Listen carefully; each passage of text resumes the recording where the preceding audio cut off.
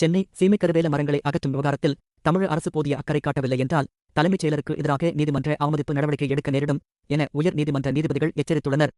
மண் வளத்துக்கும் இயற்கை சூழலுக்கும் பாதிப்பை ஏற்படுத்தும் சீமைக்கருவேல மரங்களை தமிழகம் முழுவதும் அகற்றக்கோரி மதிமுக பொதுச் செயலாளர் வைகோ உள்ளிட்டோர் சென்னை உயர் நீதிமன்றத்தில் வழக்குகளை தொடர்ந்திருந்தனர். இந்த வழக்குகள் நீதிபதிகள் என். சதீஷ்குமார், டி. பார்த்த சக்கரவர்த்தி ஆகியோர் அடங்கிய சிறப்பு அமர்வில் மீண்டும் விசாரணைக்கு வந்தது.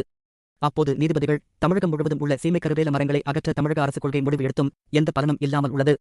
மாநிலம் முழுவதும் சீமைக்கருவேல மரங்களை வெட்டி அகற்ற ஒரே நேரத்தில் டெண்டர் விடப்படும் என தமிழக அரசு 2 ஆண்டுகளுக்கு முன்பாக தெரிவித்தும் எந்த முன்னேற்றமும் இல்லை என தெரிவித்தனர்.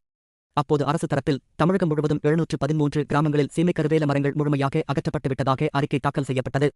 அந்த அறிக்கையை படித்த நீதிபதிகள் 713 கிராமங்கள் எங்கு உள்ளன? எவ்வளவு மரங்கள் வெட்டப்பட்டன? எப்போது வெட்டப்பட்டது? அந்த இடங்களின் தற்போதைய நிலை என்ன? வெட்டிய இடங்களில் மீண்டும் கருவேல மரங்கள் வளர்ந்துள்ளதா? அதை தடுக்க என்ன நடவடிக்கை எடுக்கப்பட்டுள்ளது? தமிழகம் முழுவதும் எத்தனை கிராமங்கள், நகர்ப்புறங்கள் உள்ளன? அதில் 713 கிராமங்களில் மட்டும்தான் நடவடிக்கை எடுக்க முடிந்ததா என அடுக்கடுக்காக கேள்விகள் எழுப்பியதோடு அரசின் இந்த அறிக்கை திருப்திகரமாக இல்லை என அதிருப்தி தெரிவித்தனர். பின்னர் இது தொடர்பாக விரிவான அறிக்கை தாக்கல் செய்ய உத்தரவிட்டனர்.